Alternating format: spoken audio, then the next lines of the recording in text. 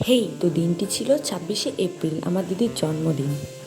রাত 12টায় সেলিব্রেট করার পর টুকুস করে ও কেকটা কেটে নিল, কারণ তারপরে যা অবস্থা হয়েছিল প্রায় শেষই সব। সকালে রান্না বান্নার কাজ শুরু হয়ে গেছিলো, আর এদিকে প্রচুর জোরে বৃষ্টিও হচ্ছিলো, তোমরা দেখতে পাচ্ছ। তারপর আমি আর ভাইয়া চলে গেলাম কেক আনতে, সেখানে গিয়ে পিচকির সাথে দেখা হয়ে গেল।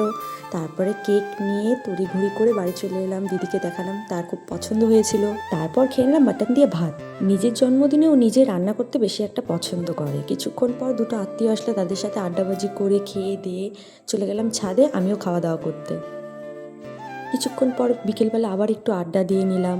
তারপর আমি আর ভাইয়া মিলে সাজাতে লেগে গেলাম। মানে বুঝতেই পারছিলাম কোন দিক দিয়ে শুরু করব, কোন দিক দিয়ে শেষ করব। হ্যাপি বার্থডে আমি উল্টা লিখে দিয়েছিলাম। তারপরে এই যে আমার ডেকোরেশন, তোমরাও বলো কেমন হয়েছে। এই ডেকোরেশনের ব্যাপারটা আমার জাস্ট অমায়িক লাগে। তারপরে দিদিকে দিলাম ছোট্ট করে একটা সারপ্রাইজ। তারপরও রেডি হয়ে চলে আসলো।